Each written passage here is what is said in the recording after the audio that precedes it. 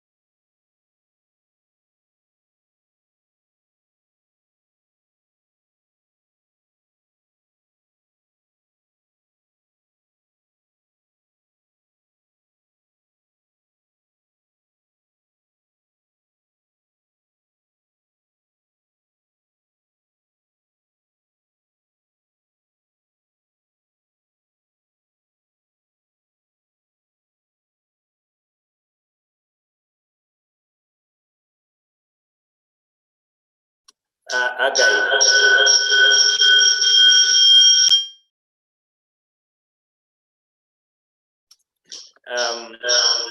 Haggai, can you make sure that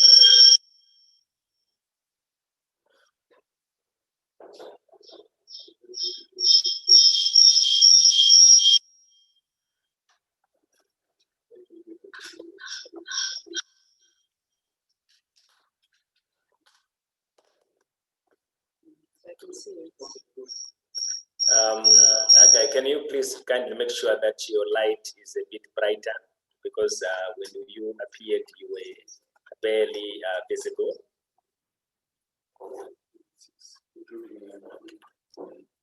Hello, Haggai, can you hear me?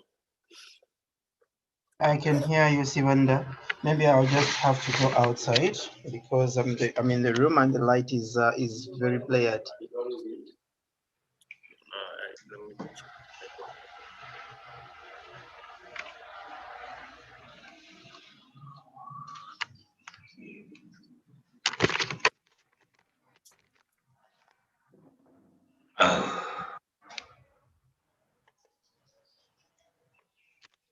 That much better. Much better. We can see you now. All right. Okay. How are you? I'm good. I'm good. How are things in Zambia? So we're trying to push. Just that a lot of issues are going on. You know, we are going for elections next year, so there are a lot of preparations around the voter registration, which most of these issues. We are going for elections next year. Every year. No, it's after 5 years. Our last election was in 2016. I thought you were like Zimbabwe. Every year we are talking about elections. Ah, come on. You just talk about them, but you don't vote. You just talk about them. What do you mean when you say we don't vote? You don't vote every year. When are you even having your elections? You don't always vote with the, you can vote with your money. How you spend it each day can tell you if you are supporting the system or not. If it is that way, then it's a case with Zambia as well.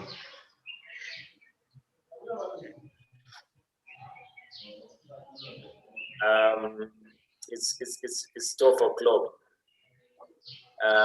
Do we start now? I can see that how many people have already joined in? We have got 12 participants. Do we give a bit of 5 minutes or so to wait for others to join in, and then we start? Worst case scenario, it could be at 10 past 12. Yeah. I think it's okay. We can start by 10 past 12. I sent the presentation to Brian Muthua. To listen to you, but you should be able. Yeah, you should be able to use your screen to share. Haggai, you've got the capacity to do that. And all right. Okay. Okay. Can you test in advance right now?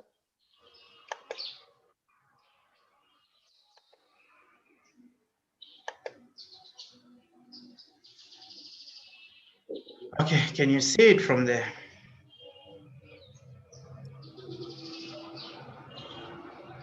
Let's wait a bit. Gloria is saying candidates. We are good now. Okay. All right. Okay.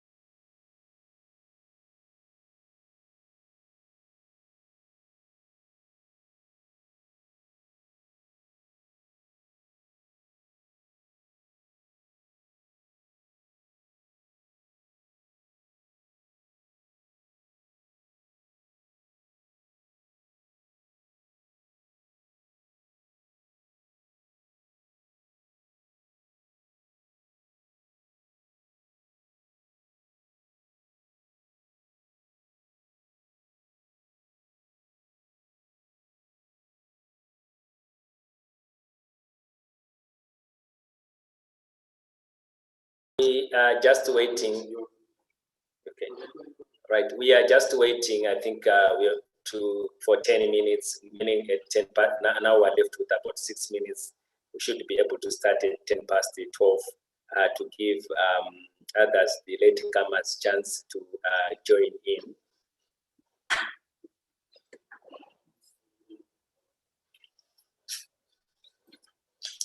Sorry for that. So I thought you might just be aware we have got now left with 5 to 6 minutes before we start.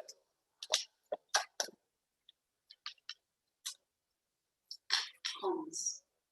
Maybe I should write that. Cons, you really need to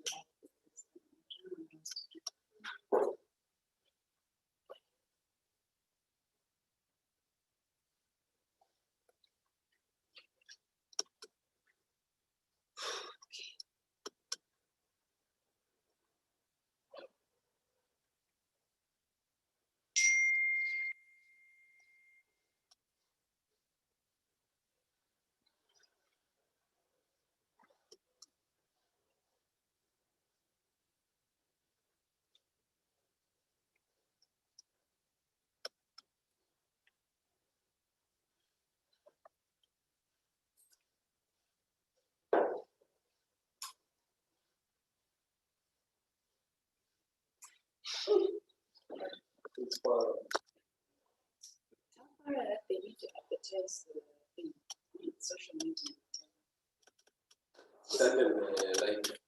Let me just say online. Online, we have 6 people watching. The volume is there, but if you're an employee, you should join on there. But we have 6 people who are watching now. So,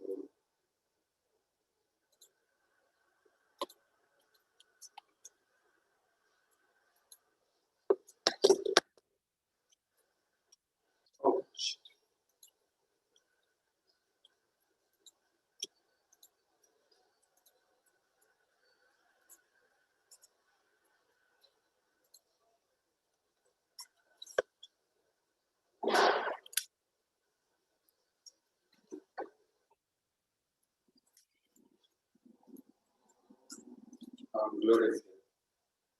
She's joining. That's good.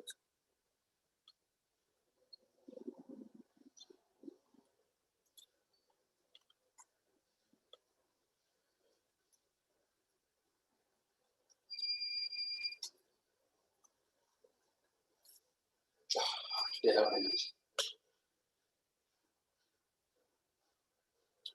Mukasiri, someone is very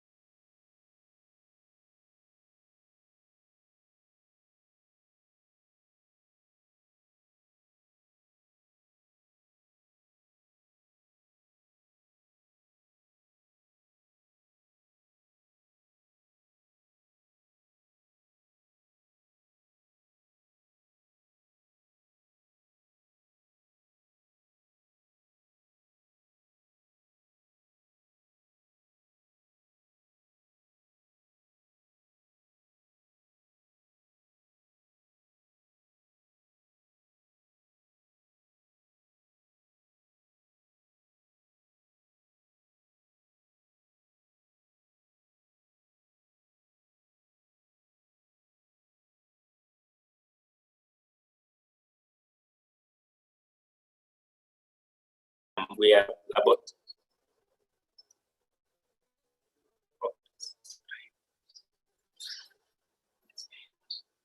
Yes, noted.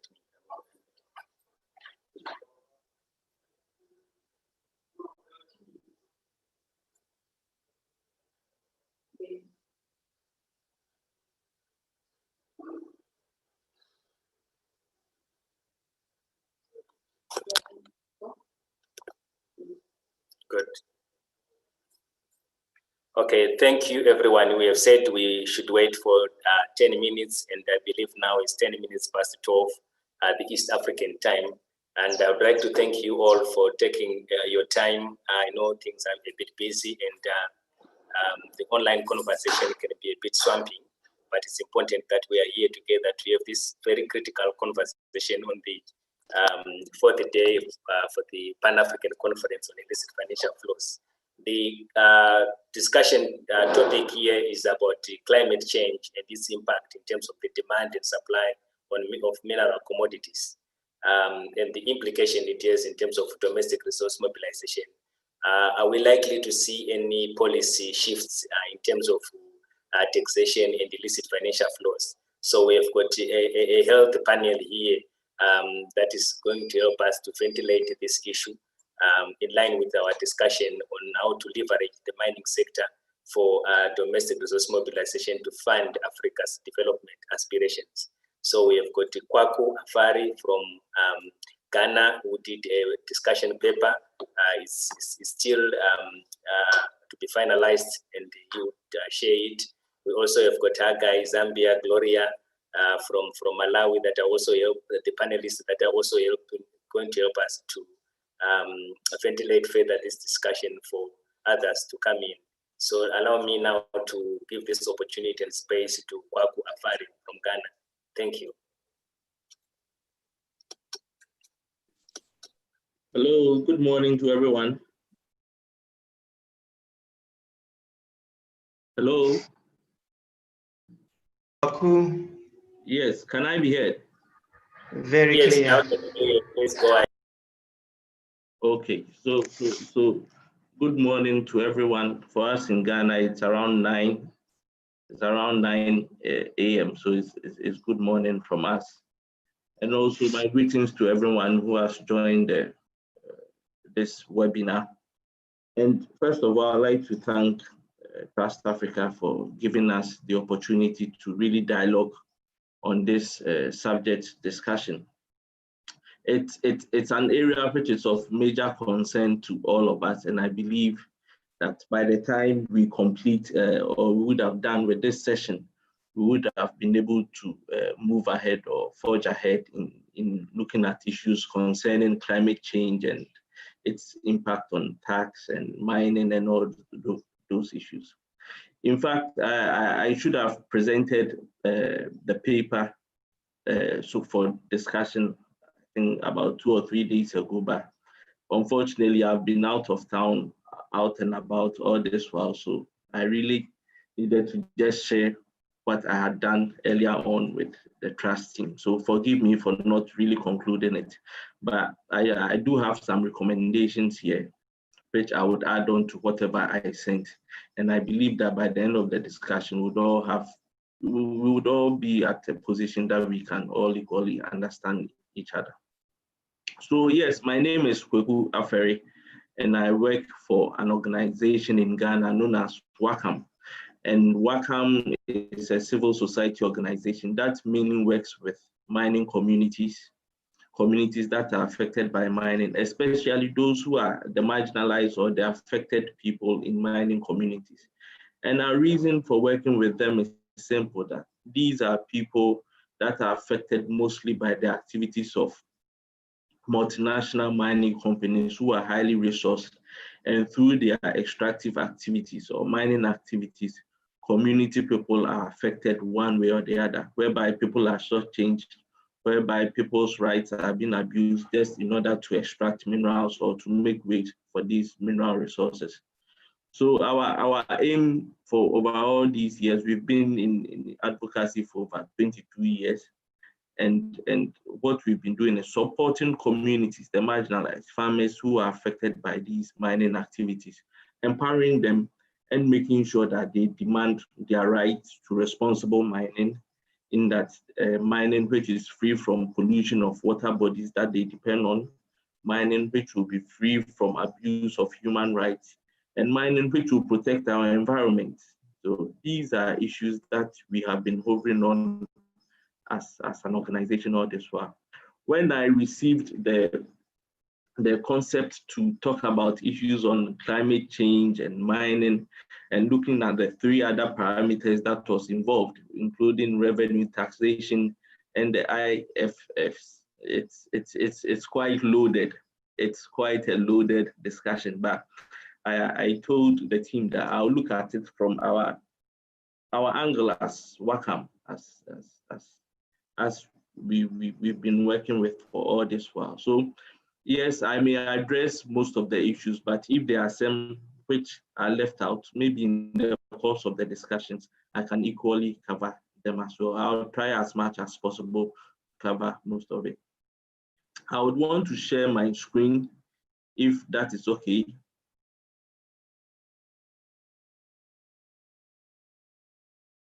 Please go ahead and just be mindful of also time, so that others can chip in, and also the floor can also contribute. Thanks. Okay. So let me be as fast as possible in sharing my screen.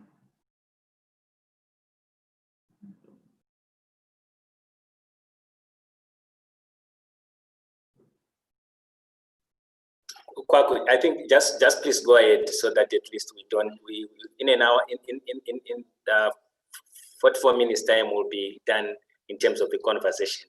So please. Oh, okay. Yeah. Okay. So but I think I can do it now, so that we can all be on the same page. Okay. Okay. So I think I'm here. Okay. So is my screen shared? Okay. So I looked at the discussion we have based on I looked at Ghana mostly as I use Ghana as a case study, and also research into other literature. And all over the world, we know that our economies, resource-rich countries, are heavily dependent on mining for reasons at best being the taxes and the royalties and the rents that we do derive from it. But it's quite undisputable that in the exploitation of our minerals, it has been associated with various effects, and that includes the pollution of our water bodies and our forests, and the upsurge in diseases related to the mining activities in relation to mining.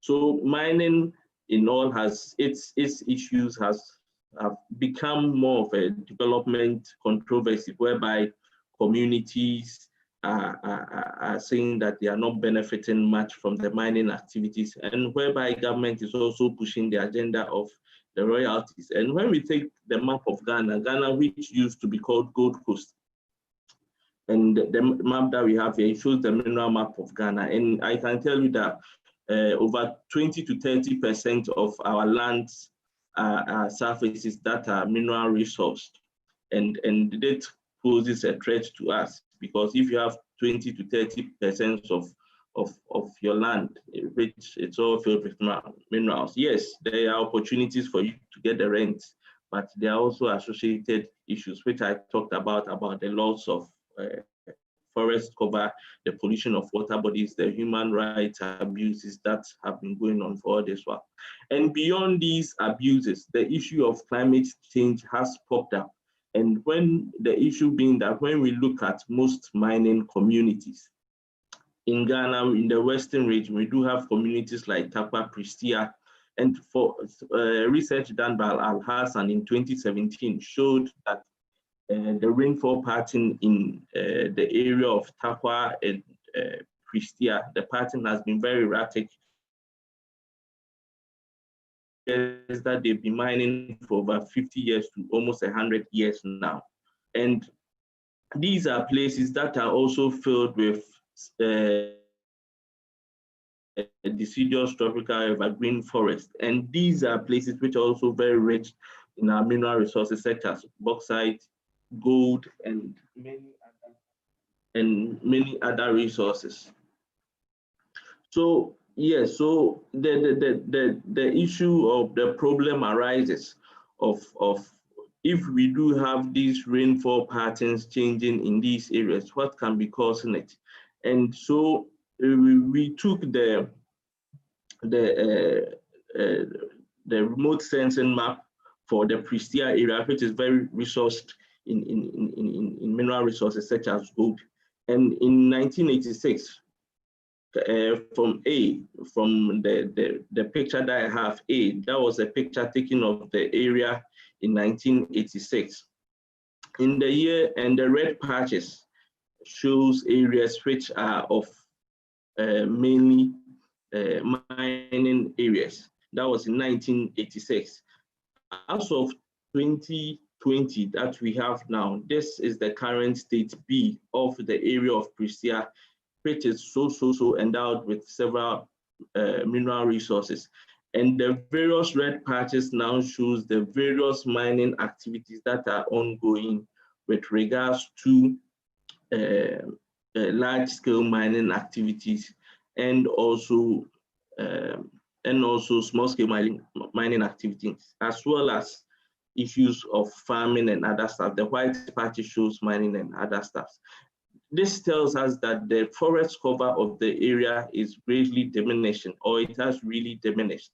And we all do know the contribution of these forests to our climate. The more we do cut down these trees in making way for mining, the more the changes that will happen in the rainfall pattern, as science has already taught us. So the issue of mining and climate change, the issue with regards to the clearing of our forest reserves and making way for it really brings an issue. Also, in relation to our water bodies, yes, we know mining activities can't do without water. And it's also clear that mining activities have contributed to the pollution of water bodies. In Ghana, in places like Newmont, I have mine area, and when you also go to places like Obuasi and Tapa, where research has been done that 5 to 100 people who are exposed to water bodies that are polluted by these mining activities stand a chance of having cancer. 5 to 100 people are likely to get cancer when they consume from these polluted water bodies as a result of mining. So the competition for water by communities and the mining industry is high because they need the water for their activities, for their combustion, for all the processes that they are involved in. We also look at mining and CO2 emissions, and a study done by Amwako for 12 large-scale mining companies, and it revealed that it indicated that the total emissions estimated on an average of 1.4497 and the units are there, is as against the global average by Norgate of 69.5. Yes, our total emission or our carbon footprint by the mining companies, by 12 mining companies in Ghana here is 1.7, which is below the level. However, this research also didn't take into consideration issues of small-scale mining companies and illegal mining companies that do go on across the country. So climate change really poses problems to both communities and the industry as well. I've talked about that of the community. With the industry, it poses physical risk with issues of floods, droughts, and availability of climate-sensitive energy and water inputs. This is really serious for mining companies because they really need the water to work. And where there are droughts as a result of climate change, it will impact on their activities. Also on the health and safety of workers in local communities, where there are climate changes, it poses a threat to the communities and the mine employees as well. Also, when we talk about reputational risks of companies, where there is this. Sorry, if I may interrupt, you just have 6 minutes to wrap up your presentation so that others can come in. Okay. So it poses challenges to the mining companies as well. So beyond the reputational risks, there are also financial risks involved. That means more operating costs where they do not have water, and also it also brings about opportunities to the mining companies, where studies have shown that where in areas where there is more of ice now, where the climate becomes more hotter and warmer, it will melt, and to give opportunities for exploration of mining in other areas that hitherto they couldn't do. So looking at the shifting demands for minerals and under the Paris Agreement, companies and countries are to ensure that the carbon emissions level are below, and the global warming levels are put below 2 degrees Celsius. So, and those for the industrial ones too shouldn't be above 1.5. So when there is this demand, there's this study that was done by McKinsey and Company, and I looked at their projections that where companies decide to decarbonize, whereby they decide that they are going to reduce their carbon emission levels, which minerals would be affected the most. And from the study, by 2020, if companies, assuming that global warming is limited to 2 degrees, by virtue of that, the increased recycling rates will offset growth and decarbonization technologies for iron ore, lead, chromium, and manganese. That is minerals such as iron ore, bauxite, chromium, and those ones. There will be a reduction in demand for them if we are to reduce the global warming emission to 2 degrees by 2030. Also, there will be the demand for more electric vehicles, and by so doing, to increase the demand for the nickel, cobalt, lithium, and rare earths. Also, there will be an increase in demand for copper, and also because of the electric vehicles and turbines, solar panels, and batteries. And there is the general assertion that coal demand will decline by 50% as the power sector switches to wind, solar, and nuclear power. And also 50 to 100% of anticipated growth for uranium because of the nuclear power growth, which we'll be looking at. So these are the projections which have been made based on studies that around that. These are the minerals which will contribute to decarbonization. They are the ones that will be in high commodity, and therefore countries or mineral resource countries within our areas who are resourced with these ones, which will have an increased growth or increased demand, they will be the ones that will have higher revenues, and also that will also be affected positively. For those where like the coal and the manganese and the bauxite, iron ore, where its reduction will be less, then revenues for these countries would shift and it will become lower. For us, looking at IFFs, I'm concluding on it, looking at IFFs and community perspective, it is important to understand that IFFs go beyond the limited definitions of the transfer of money illegally earned and used, and that the phenomenon of IFF should be understood in terms of the human development and economic losses that we are confronted with. Last year at the Forum, African Mining Forum, Mercy and Yamo Orengo, which I shared the panel with, made this statement, and she said that there are community people who, she met a 20-year-old miner who is handling more gold than the richest billionaire of Kenya, yet her children are dying of malnutrition. So mining activities has brought consequences on communities, and because of the illicit financial flows, companies are not really investing in the welfare of communities as they are supposed to, where water bodies from this picture are polluted because of mining. They dump mine rock waste and they provide alternatives. And if you look at the picture on the right-hand side, you can see a mine waste dump complete just behind where they've dug a new borehole for this community. And the question is, how safe is this water body for this community? A minute to wrap up. Yes. So also on community perspectives and IFFs, we also look at the impacts of the mining on communities. This community was supposed to have been resettled with the rock waste so close to the community, but because companies wouldn't want to invest so much in the welfare of the communities, they do that. We have pictures whereby people's farmlands are being destroyed through rock waste from mining activities and being paid low levels of compensation. So in a gist, the interventions and concluding what should be done to look at the issues of climate change and mining and the impact on our forest reserves, our water bodies, and our revenues. We should also make laws as countries to prohibit mining in forest reserves that really contributes to the climate of an area. We should enact laws that also protect water bodies, application of polluter pays principles. Those who pollute should reclaim, and they should reclaim land, and also the FPIC of communities.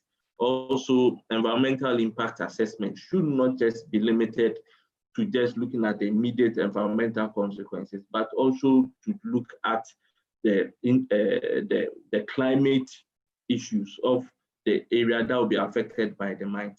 And what I have here is what the industry should also do. They should diversify their operations, build relationships with communities, and also thank you. If you can allow me, you'd get the opportunity to present later on or to respond to some of the questions. I have two panelists that are waiting on standby. Okay, so if this is my last slide. Haggai from Zambia. This is my last slide, so I'm very okay. Thank you very much.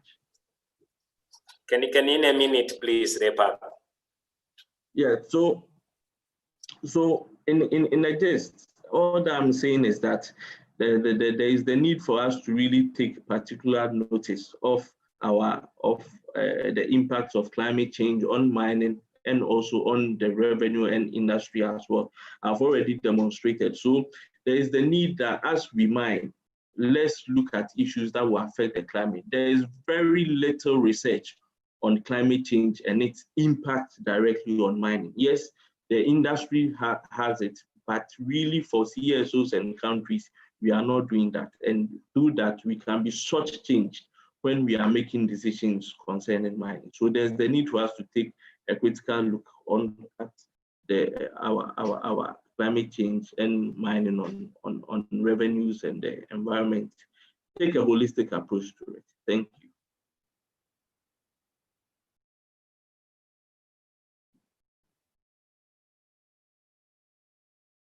Thanks very much, Kwaku, for that incisive presentation.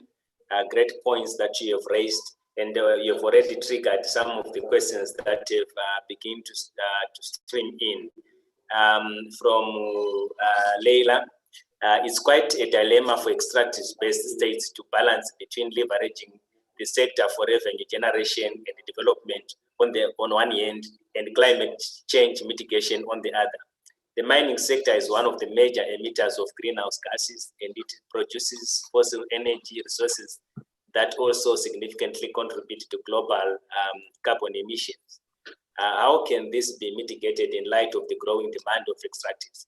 This is a very, very critical question that we need to engage with. I'm sure Gloria and Haggai, you are listening. It's also important, as you also ventilated this discussion, to also balance with the new opportunities and challenges that are emerging as a result of new mineral value chains that are coming into more prominence that previously were not held as more prominent, such as lithium, cobalt, and that are very instrumental in terms of copper, that are also instrumental, I think, in terms of making sure that we cope up with the clean energy demand and also the technological factors. And what are the opportunities that are there in terms of leveraging on this huge demand to ensure that we mobilize enough resources to provide better schools, better clinics, and infrastructure, water, and other sanitation services. So this is an important issue that we need to tackle it all together, with these problems being stretched further by the impact of COVID. So to start with you, Gloria, in 5-6 minutes, at most 7 minutes, just respond to the issues that Kwaku has raised, and if you have got any other entry points that you think are very critical, please, you are free.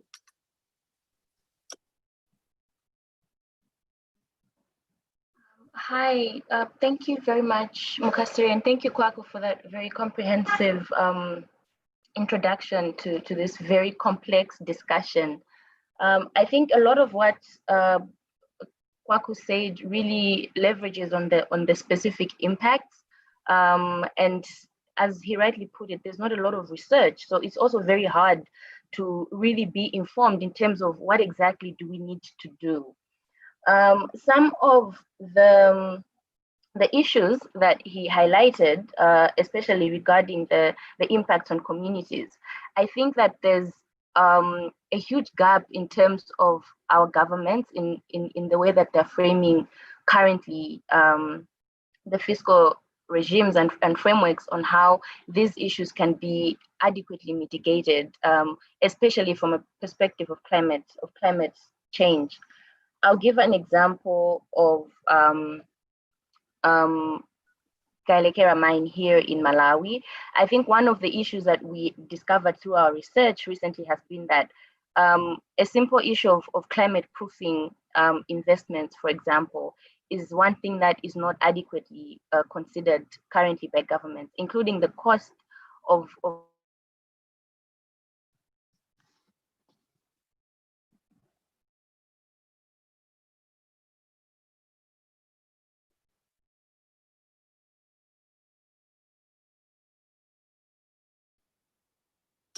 We are losing Gloria. We seem to have lost Gloria. Haggai, are you there? Are you on standby? Hi, Yeah, Mukasiri. I'm there. I'm back. Okay. So just Haggai, just be on standby in case we lose Gloria. Please proceed, Gloria. Thank you. So I think in just to be very quick, I think my network is very bad today. Apologies. But essentially, I think we're looking at a few areas that need to be considered as we're looking in the future of revenue mobilization. The first being the risk that as countries continue to invest in fossil fuels and continue to generate resources now from fossil fuels and contribute to the climate problem, there's still the risk of stranded assets. And that has a huge impact on the revenue mobilization aspect, because what that means is that we could find ourselves invested in all these contracts and all these agreements, but not able to cash out on them because the world has shifted and everybody has moved on, and we're locked in as Africa, and we're not able to continue to develop economically because we don't have anything to do with those resources. There's also the high risk of liability for our countries because of these stranded assets, which means that we would be liable to pay the private sector. And I think that really speaks to the issue of the IFFs, because that already is too much of a cost for us to be considering. So under investor law, we would be compensated if we continue to engage in these agreements and investments. We would be obligated to pay investors once they move out.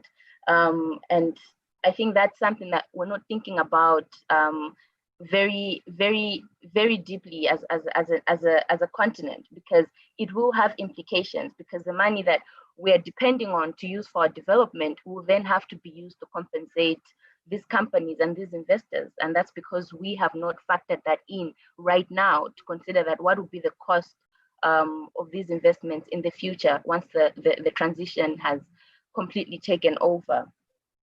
The other aspect, of course, is how we can now really think about how investors and the high polluters, so the legacy polluters, how they can now come in to help us address the climate problem. Because to be realistic, the fact is that the challenges we're facing now, the extractive industry now has not really contributed to Africa's development, but it has continuously costed us. And so we're now bearing the cost of climate change, but we have not actually reaped the benefits of what has brought it about. And so the question that I think we're looking at now is, how do we compensate? How do we factor this into, whether it's the taxation policies, how can we recover those costs, and how can we make sure that African countries are not left worse off because they now have to pay the price of climate change when we did not actually incur that cost, because high polluter countries have actually contributed highly to the level of global greenhouse gas emissions.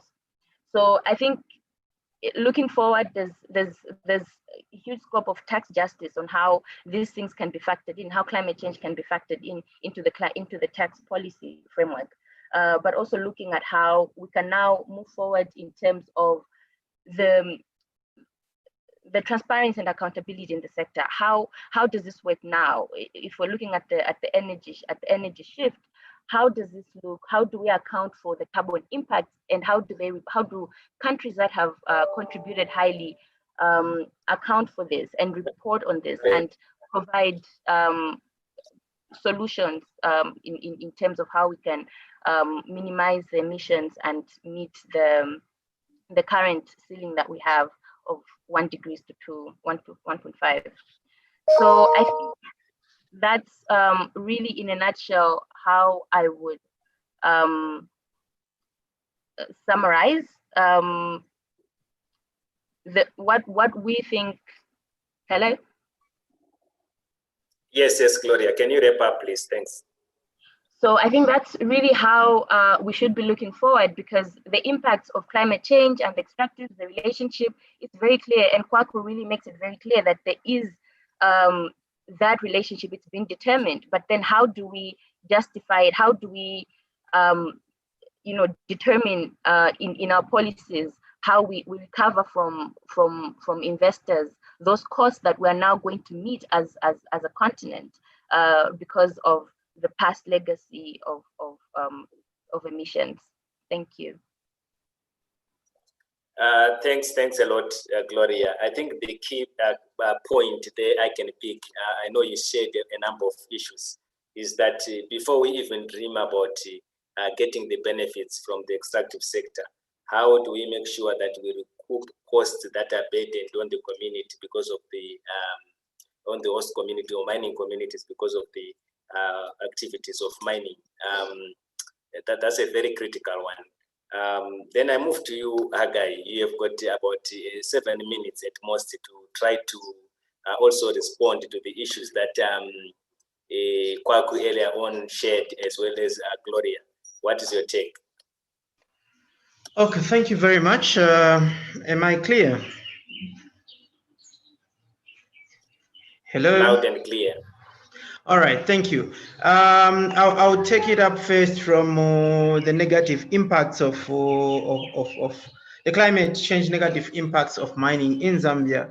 I'll look at it from a perspective of Zambia. What Kwaku presented, actually, those leverage around almost all the countries.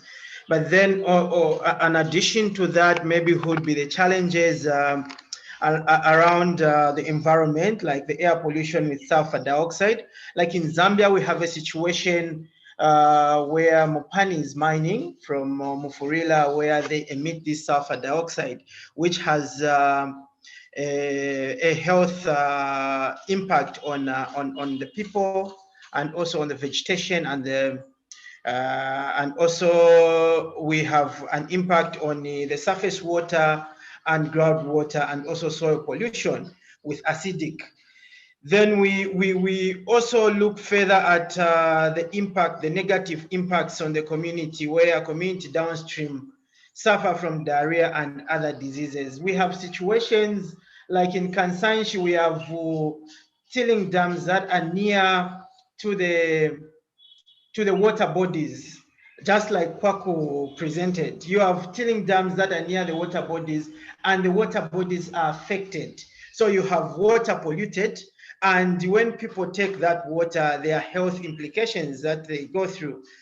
Then on the socio-economic impact, we discover that there's also increase in corruption, and also cooptation of different actors. We are talking of lack of work security, labor absenteeism, firings, unemployment, loss of livelihood, and land dispossession. All these are impacts that are coming in due to, of course, the mining, and they have also an impact on the environment. And these impacts also could be classified as at a larger scale due to some of the issues of the climate change. But then when we look at the issues of how this climate change is impacting on the revenue mobilization, how do we deal with it as a country? I'll give one example on the issues of legal and institutional framework. Zambia has got quite a number of environmental acts and climate change acts. But one of the challenges that we have that actually is making us even lose the revenue from the issues that are coming from the mining, the pollution, and the climate change impact that is coming with it is the legal and the institutional framework, particularly its implementation and enforcement, is still considered to be weak in Zambia. We have all these legal acts, we have all these acts that have been put in place, but the implementation of these acts are a challenge. So even the companies that are actually posing this bigger challenge of climate change, like the mining companies that are doing the emission of waste in the rivers, the emission of the pollution, the air pollution, they can't get the right charges from the government because our implementation and enforcement is very weak. And then you find out that there is no collaboration among different sectors. You have ZEMA that has to deal with the environmental issues. You have other institutions like the local government that are supposed to deal with also environmental issues at local level, but then they can't collaborate and see how they can try to put up the right charges to ensure that the right costs are accrued from these institutions that are contributing to the climate change through issues of pollution and also other issues. But then going forward, one issue that we should also look at is strengthening the promotion of sub-regional resource mobilization. How do the council, the local government comes up, or the sub-regional entities come up with policies or bylaws that help in ensuring that the environment is protected and charges are done from the local perspective? Because this will mean when there is enough resource mobilization or revenue mobilization at local level, they'll be able to use that resource to ensure that they mitigate some of this impact of climate change at local level. Lastly, my contribution will be on the illicit financial flows. I think while improved tax administration and better tax policies at the domestic level are essential, illicit financial flows, including trade misinvoicing, present a major obstacle to efforts to mobilize domestic resources for sustainable development. And we want to look at an issue where we need to ensure that the government find ways of curbing illicit financial flows, because some of the money that will be realized from the from curbing illicit financial flows will be channeled back to the communities to deal with some of these climate change issues that have been brought out by Kwaku and also the contribution from Gloria. So we need to ensure that the government tries to find much efforts on how to tackle illicit financial flows and ensure that they get a fair tax, there are proper legal systems and also financial systems. Thank you very much. Thank you very much, Haggai. I think you are making very interesting observations there. One key takeaway is that let us make sure that we understand the impact of illicit financial flows, that there are costs that are already burdened on the communities, and how these need to be make sure that they are recouped, which is a similar, it finds resonance also with what Gloria was sharing, which appears now to be like a double-edged sword. We are losing out because of climate change impacts, and yet we are not benefiting from the revenues that are coming from the sector itself. We are welcoming comments, questions from the floor. Feel free to raise your hand and also make use of the chat box to fire in terms of your comments and questions.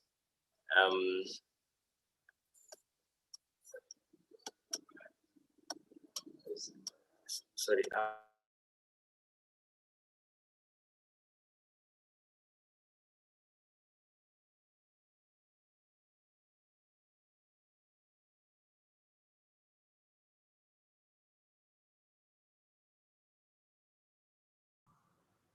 I'm seeing Robert. Please go ahead.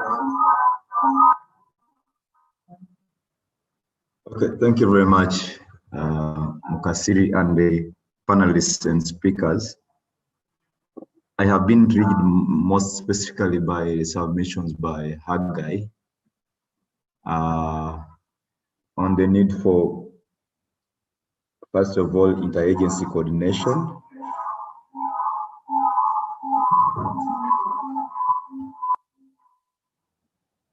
The need for interagency coordination and also in the lack of policy coherency. My discussion when I'm looking at this topic on climate change in specific terms, but also on the overall broad impacts of the various investments in the sector that happen at the source of particular extractives, including human rights abuses and the rest, and then relating it to the losses from taxation. I think there is one point that we need to think about at such a discussion and make recommendations. And this one is the interaction between the various agreements, international or bilateral, that our governments make with the investors. We tend in such discussions to make them separate. For instance, an investor will come from a given country and come and invest in Zambia, utilizing a bilateral investment treaty, which essence of the bilateral investment treaty is to protect the investor as an individual against abuses of his rights by the state. Now, when you go in the detail of the bilateral investment treaties in those countries, there are clauses that are clear on profit repatriation, that are clear on responsive investment. But when it comes to taxation, they tell you that taxation issues are exclusive in these bilateral investment treaties. They will be handled in the double taxation agreements between that country and the other. Now, the double taxation agreements, unfortunately, are a discussion between states and states, while bilateral investment treaties are state and an investor as an individual. But the overall impact of abuse of either impacts on the nationals. So what I think going forward in such a discussion is, how do we think of legal or policy recommendations that try to harmonize investment treaties, taxation treaties, and all trade treaties, so that they seem to speak to the same language and address a given issue? Because, well, as an investor is controlled by the UN guiding principles on human rights and business, not to abuse climate and the rest, he's given a leeway to repatriate 100% profit. And in some countries, you find they're allowing him even to invest 100% ownership of a given company. That one has a risk on itself on the taxation aspects. It can perpetuate a tax evasion and avoidance. How should these two speak together if you are to address both the impact of the investment on the community vis-a-vis the domestic revenue mobilization aspects that we are talking about? I thank you. Thanks, Robert. We also Garasal that is on the line. Please go ahead.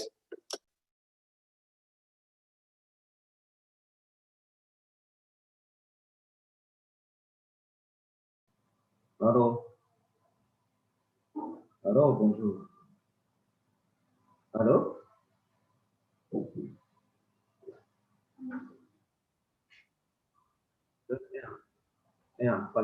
Allô? Allô? Bonjour. Hello, we can hear you. Ok, merci. Je voudrais poser la question à Gloria. Tout à l'heure, elle avait intervenu sur la question de captation sur la pollution, d'où l'Afrique ne pollue pas assez. Pourquoi aujourd'hui l'Afrique paye les taxes sur la pollution. Moi, je me pose la question aussi de savoir, parce que ça, ce sont des décisions au niveau mondial que les gens ont arrêtées, et nos pays polluent peu, et pourquoi nos gouvernements acceptent de signer de telles conventions qui mettent en responsabilité leur pays. Et ça, c'est une question que je pose aussi aux différents chefs d'État africains en ce qui concerne la pollution en Afrique, parce que l'Afrique pollue peu, mais l'Afrique paye la taxe sur la pollution. Moi, je voudrais poser encore une deuxième question sur la question liée beaucoup plus à l'exploitation des industries extractives dans le pays. Et nous savions que quand on exploite le pétrole sur une surface donnée, cette exploitation pétrolifère amène à la dégradation du sol cultivable. Et dans nos pays, on a fait de telle sorte que cette question est beaucoup plus une question liée à ceux qui sont en charge de diriger le pays. Et quand les organisations de la société civile qui s'organisent pour défendre le cas des riverains, pour défendre le cas des vulnérables, on n'entend pas cela. Je prends un exemple dans votre pays de Tchad avec l'exploitation de pétrole dans la zone de Mangara, où une société chinoise avait déversé les déchets pétrolifères sur toute une surface cultivable où le feu de mouton passe là, et tout ce qui passait par là, les animaux tombaient, ils mouraient, et cette partie-là est dégradée complètement. Face à une telle dégradation de l'environnement, et quand on fait le bruit, vous voyez que notre bruit n'arrive pas à un certain niveau, et ces bruits s'arrêtent. Parce que je pense que c'est le plus fort qui domine sur le plus faible aujourd'hui. Alors, la société civile, elle n'est pas écoutée chez elle, elle n'est pas écoutée aussi ailleurs parce qu'elle fait une entrave aux intérêts des uns et des autres. Alors, face à cette difficulté, en tant que des acteurs non étatiques, quel conseil donnerez-vous aux organisations de la société civile pour qu'ils contribuent efficacement à la lutte contre le changement climatique? Qui dit changement climatique, il y a aussi la question de la corruption, il y a la question de dégradation de l'environnement et autres. Il y a beaucoup des aléas qui entrent dans cette thématique-là. Merci.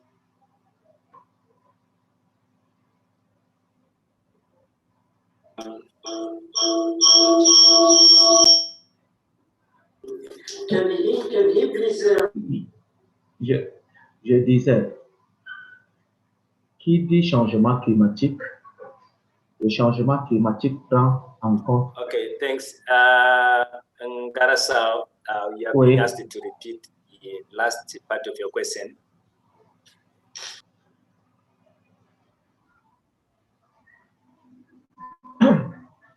Ok. Alors, la dernière partie de ma question, je dis qui dit changement climatique. Le changement climatique envoie à la question la dégradation de l'environnement.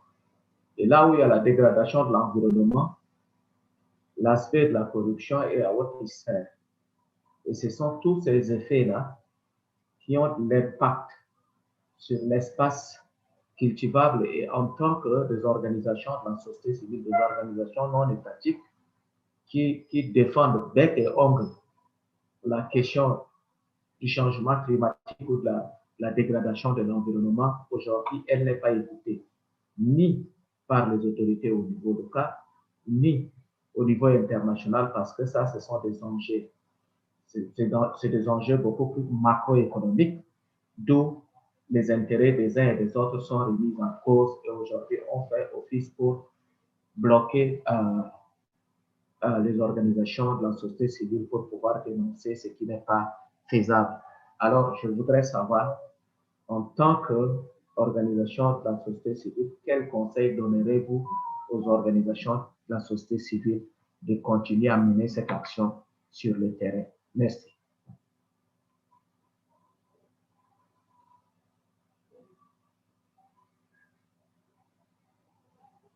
Merci. Allô? Allô?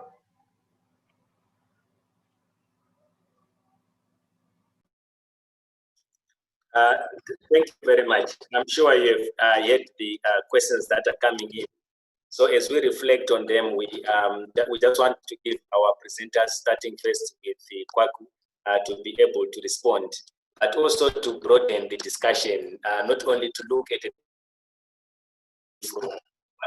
from of climate change, from what we see happening at the community level, which is directly linked to the extraction costs within our localities. Because we should be mindful that much of the challenges that we are facing from climate change are not because of Africa.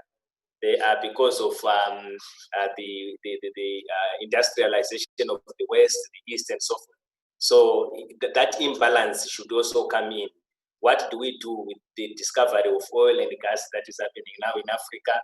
You're talking about the Kenya, Uganda, Mozambique, and so forth. Do you leave these assets on the ground? I think benefit from such resources, but under a different context that is operating.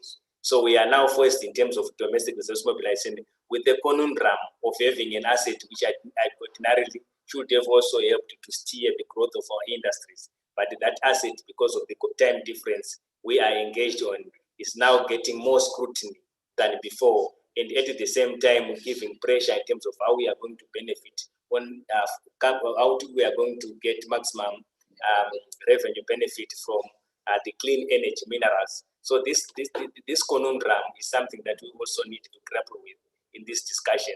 So I give you the opportunity, Kwaku first, then Gloria, you can come in, be prepared, and Haggai too. Thanks.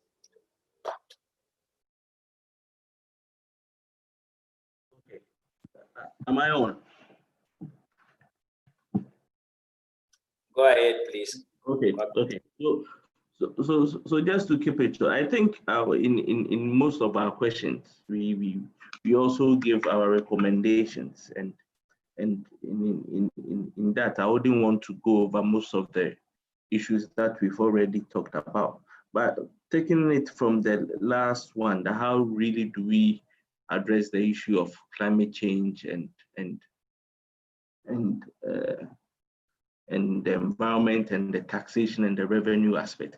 I think as a country, we should all start looking at issues of our individual laws. Yes, we may go and sign on to the international protocols and ratify them, but are we really gazetting and ratifying them in our local laws or in our national laws? And when I say that, I'm using that with specific reference to our resources, especially our forest resources. For those of us in West Africa, we do have lots and lots of forest reserves. What policies are we putting in place that will protect our forest resources? Yes, the resources, one, as I said earlier on, we do have lots of these minerals there. But as a country, we should know what we will do when we talk about mining. Do we want to mine responsibly, responsible mining, and have this forest cover, or we would want to put all these forest cover away through the open cast system or the surface mining system and move on to and destroy all these forest cover? So I know that particularly proud to Ghana before the 80s and 1990s, most of our mining companies were underground mining companies. And underground, I mean they were mining underneath and you still had the surface of the earth intact. What has happened to it? Well, it's largely because the business or the industry feels that it's much more cost effective to rather mine now from the surface. And also it's more, for them, it's also not so dangerous.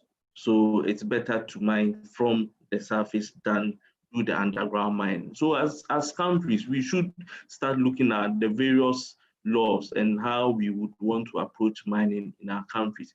And we should stop the race to the bottom issues with our laws, whereby we see that, oh, Zambia, they don't have any regulation on this aspect of their lands.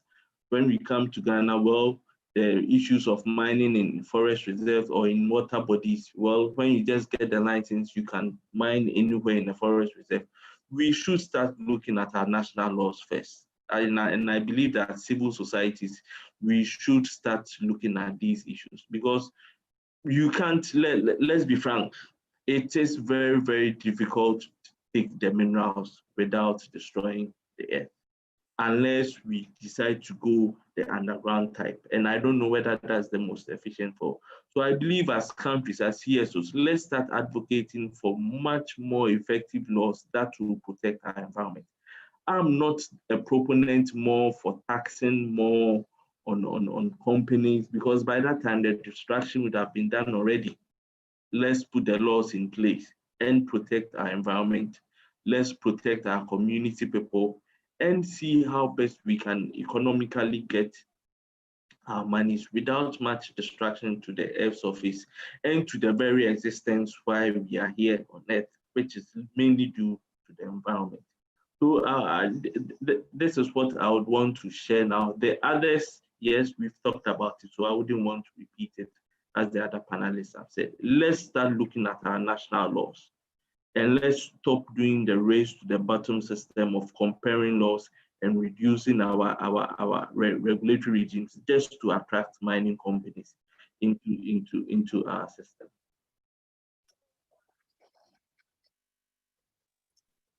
Thank you very much, Kwaku. Great points there to conclude. I think it's very clear that when you talk about the race to the bottom, the definition has been expanded, or the impact of it thereof.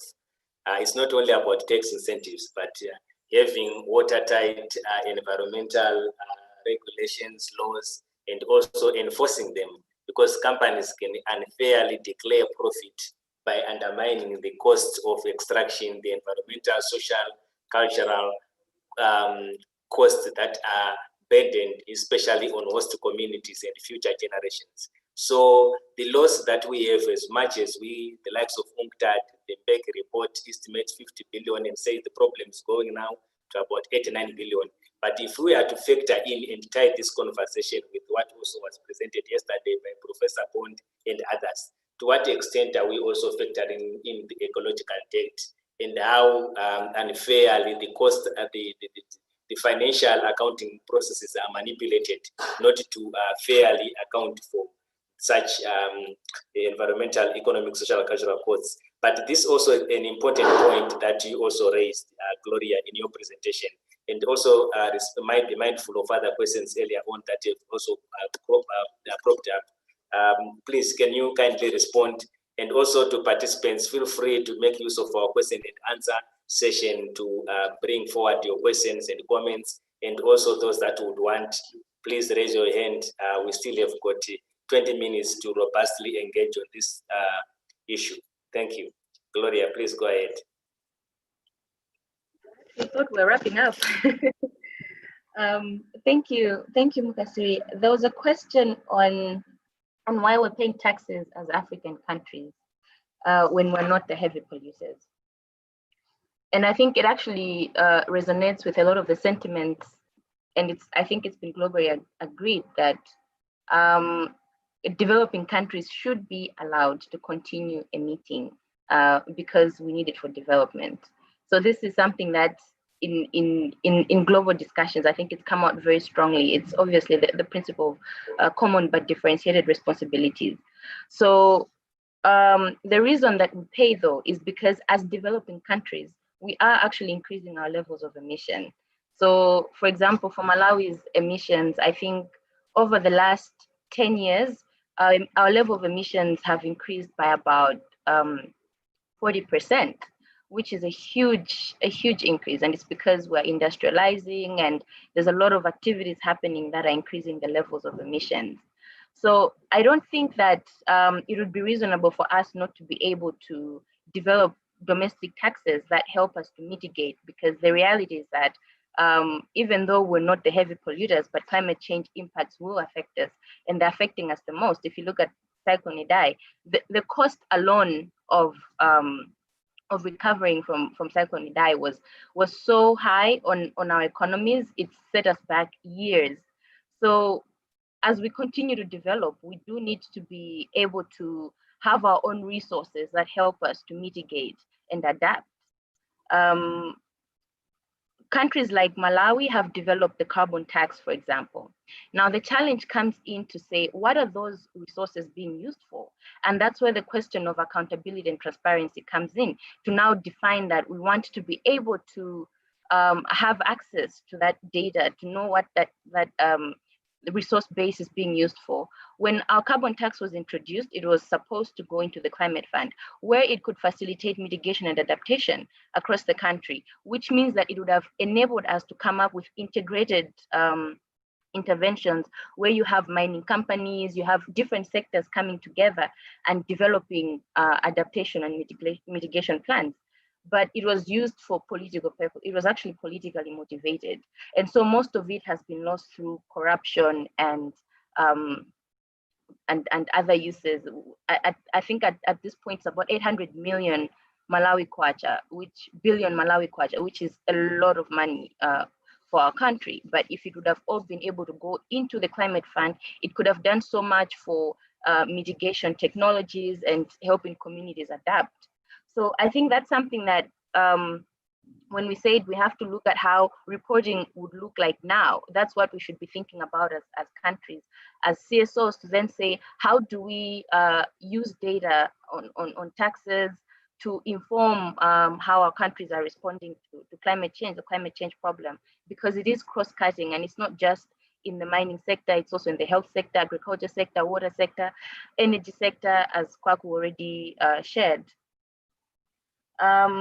Another issue is that's also why we're looking at how the EITI now, with the social and environmental reporting, how it can actually be able to generate such data for us to be able to continue to understand how we're contributing to climate mitigation and adaptation within our countries.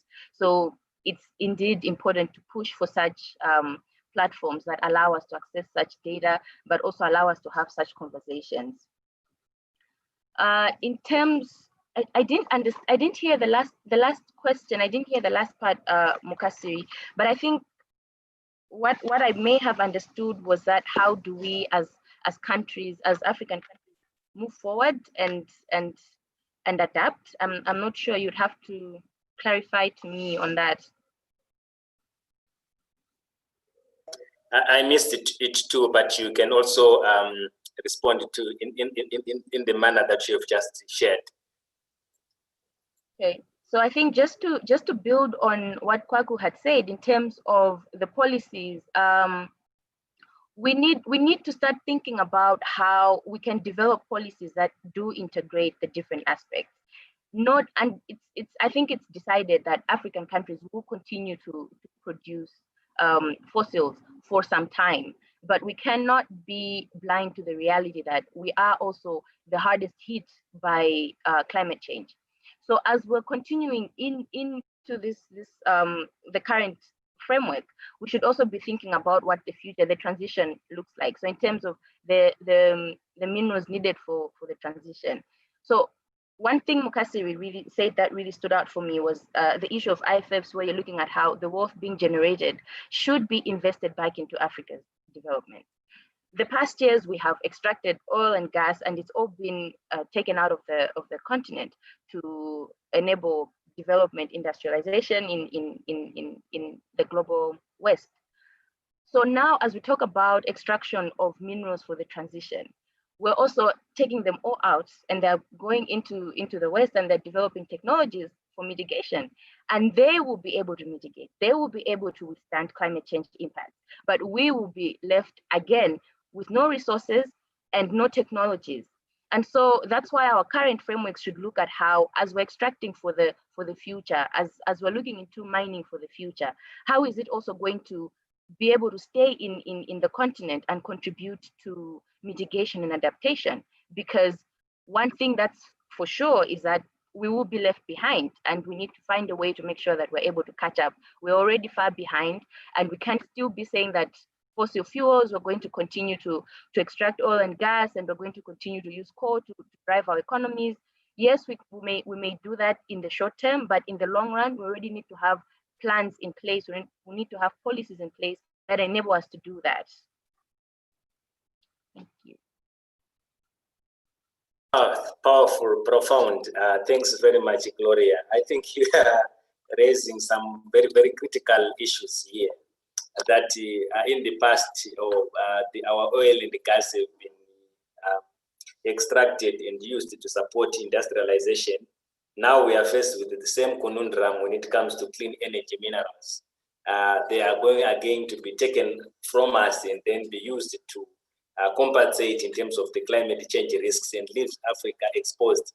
And if anything, we would want those technologies to fire us, more resources are going to be required, and we are not better positioned. I also like the other point that you raised. Much as we are faced with the COVID conundrum or the challenge that has been posed by COVID, we have not recovered from Cyclone Idai, particularly for countries in the Southern Africa, from Northern Africa, Zimbabwe, Malawi, Mozambique, and so forth. And now, so this goes on to show that despite our theme that we have in terms of recovery post-COVID, our challenges are much more bigger than the COVID pandemic has exposed. We have no capacity. I think he talked about in East Africa, the locusts that we saw causing wreaking havoc to respond to climate change impacts, droughts, floods, and so forth. So I want to come to you, Kwaku, and this conversation is getting heated up. What is your response? What is your take? Just tie up this conversation with other speakers, what other speakers have shared, and also including the comments and the questions that have emerged from the floor. Yeah. So it's. Yeah, so I what Gloria said in her submission, that yes, we are sending these, we are exploiting these minerals to the West, and they are rather putting in mitigation measures whilst we just exploit and just send them. And I think it's very, very powerful, and there is the need for all of us to take a cue from that. As they are developing climate impact mitigation measures, what are we also doing as countries? So a lot has been shared, but as Gloria and I have also shared initially, that there is very little research on issues of climate change and its direction to its relationship to mining. And there is the need for us to really do that, because for Ghana, with our case study, we've been mining for the past, God knows how many years, over 100 years now. So why not do a very detailed study as a country and analyze? We do have all these mining areas. We should have the data to be able to tell us and get us informed as a country that what are the impacts of these mining activities on the climate of an area within a certain period of time. For the past 50 years, we've mined in Prestia, we've mined in Obuasi. What has been an impact? We should have data to inform us going forward on how best we will address the issues of climate change in new areas that we would want to mine.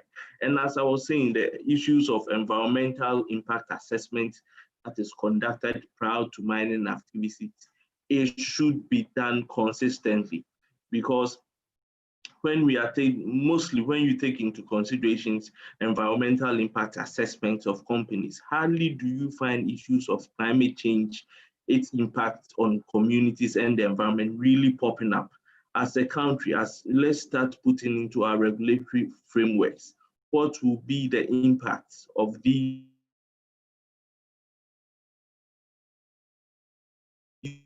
activities on the land. We should know all these things as a country if we are to decide on whether or not we would want to mine at its current stage. The data should be available for us to make these decisions on as an individual. And also moving forward as countries, whether or not we are going to derive revenues from these companies or not. Now, when you take data, these mining companies, they are supposed, and these extractive oil and gas companies, they sign bonds in their various IFCs where they get their loans that they are going to go by carbon carbon emission levels. How well are we as African countries? How well are we monitoring whether they are compliant? Or is it just that we are just we are just looking at just getting the mineral? These companies, these Western countries, they've set emission levels for these multinational mining companies that they should follow. Are we as countries also following up on that if we do not have the laws to really regulate that? Let's take a holistic approach to issues concerning mining, climate change, and taxing, and the illicit financial flows in our sector. I'm really much more concerned about the direct impact on the environment, because if we are able to do that, we'll begin to tackle how the illicit financial flows out of the sector. When we look at it at the monetary term, yes, there are various economic policies, regulatory frameworks, strengthening our institutions, our revenue and other institutions. We as a country, we know that these economic options are available for us. Let's concentrate on getting enough data to inform us on mining, the environment, climate change, then also use that as basis to develop other tax policies and revenues to address the illicit financial flows as well in our economies. There's enough data, there's enough evidence to show that, yes, mining is having an impact on climate in our area. Let's begin to use these data to really take the industry on and make better policies from them.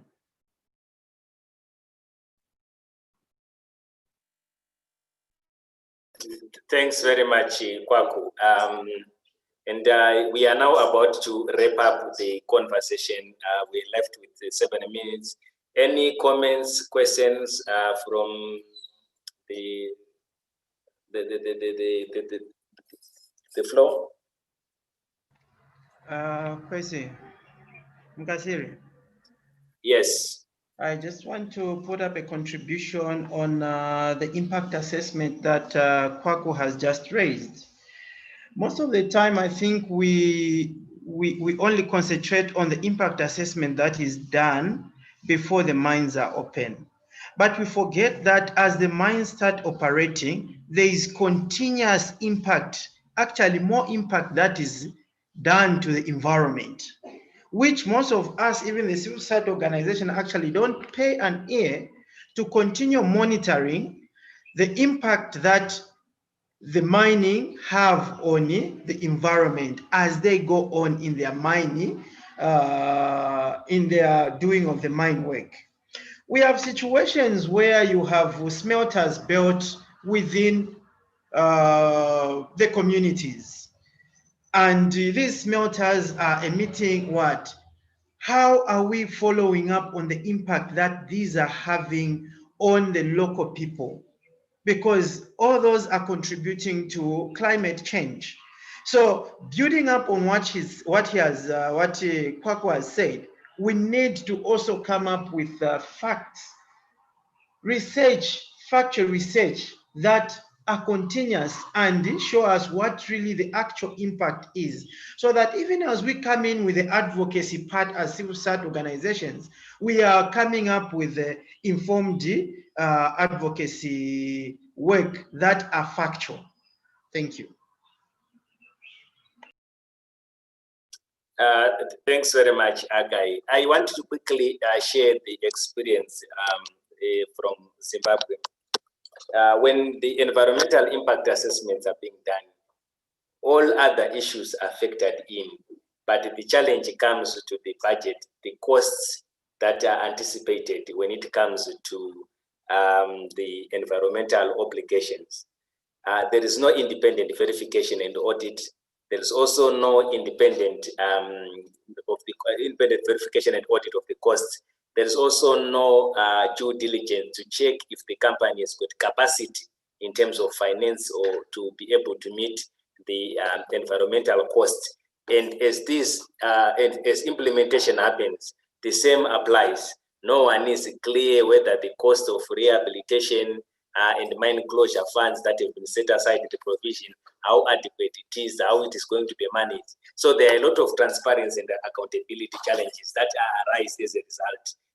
And automatically, if you cannot control the costs that are very clearly patent on communities, it means that whatever you are talking about in terms of benefits, it becomes a zero-sum game. So as we conclude, I just want to give a minute each to you, starting with Gloria and then Haggai, reverse order, and Kwaku in terms of the way forward, just to wrap up this discussion. Thank you.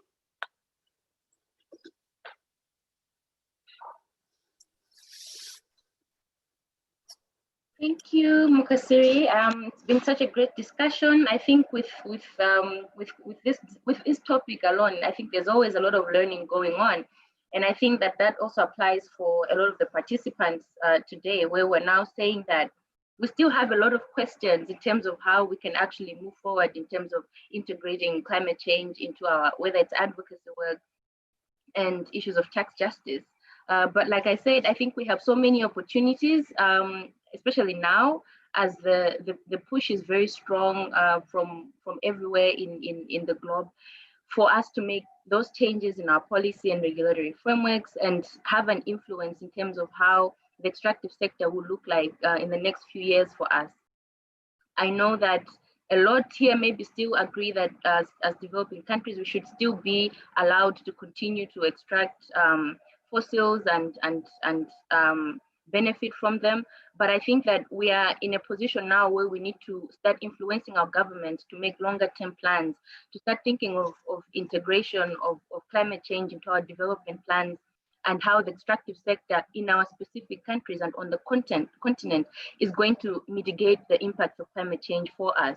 So this is going beyond looking at the economic, the revenues, but also looking at how we can look at issues of industrialization, of processing, and how we can go further up into the value chain, so that we're not just in a place where we're benefiting from the revenues themselves, but also from the technologies. We're able to have the technologies, and that beyond this period during the transition, or when the transition does finally come to stay, we should also be prepared as African countries, and we should be resilient.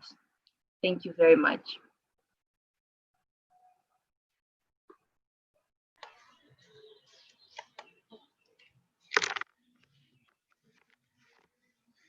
Hello.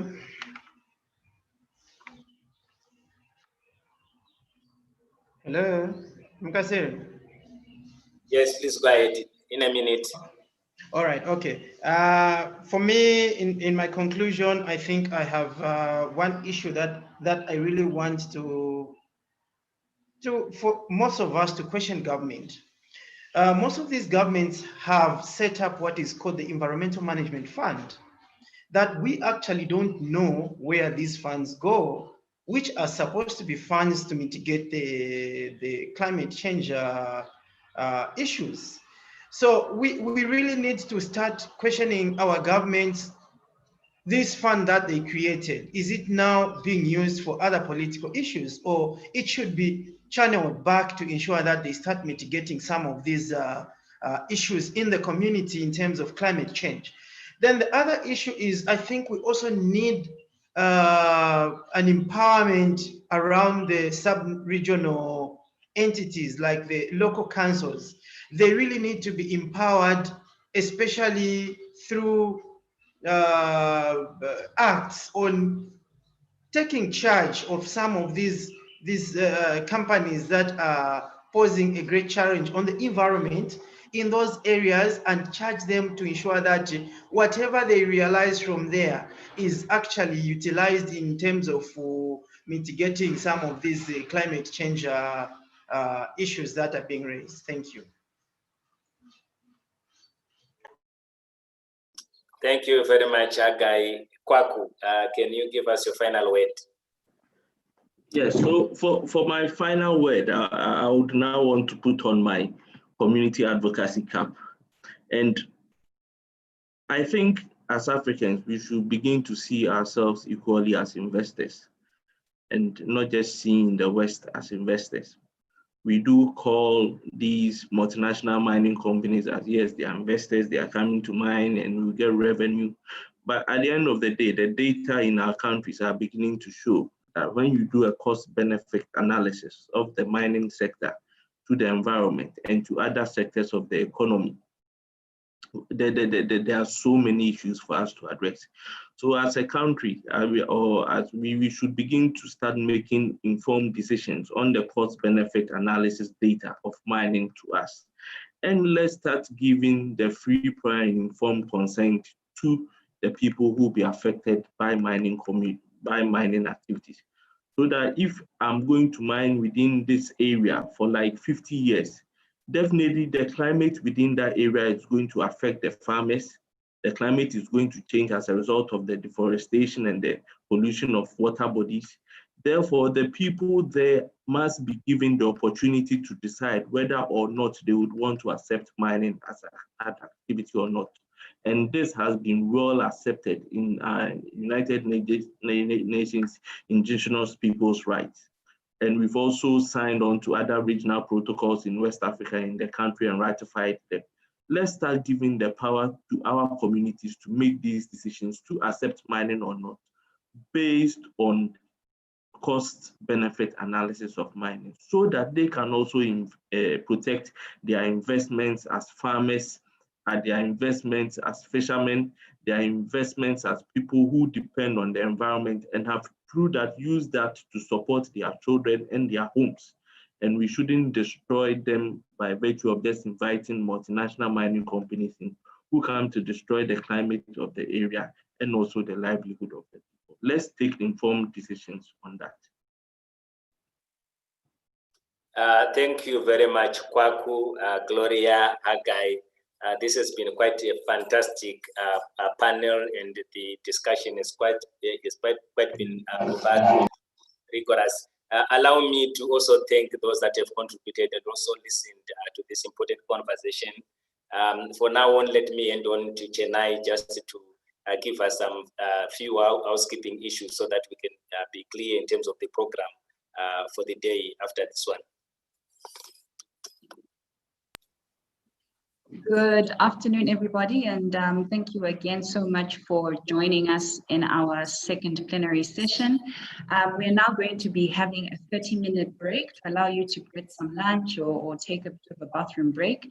And then following that, in 30 minutes, we will be having our breakaway sessions. And so from 2 to 3 o'clock, we have 4 different breakaway sessions. The links that you should have received, and then from 3:15 to 4:15 we will have 3 other breakaway sessions. So we're really encouraging you to please join us in those breakaway sessions. We're trying to create them to be much more intimate spaces so that we can delve into the topics into much more detail. Once we've gone through those, we ask you to then join us for our closing plenary session, which will be after our second set of breakaway sessions to essentially conclude our activities and events for today. So thank you again for joining us, and hopefully see you a bit later. For those of you who will be joining us for our third plenary session later this afternoon, it will be this very same link that we will be using to make that available to you. Thanks very much.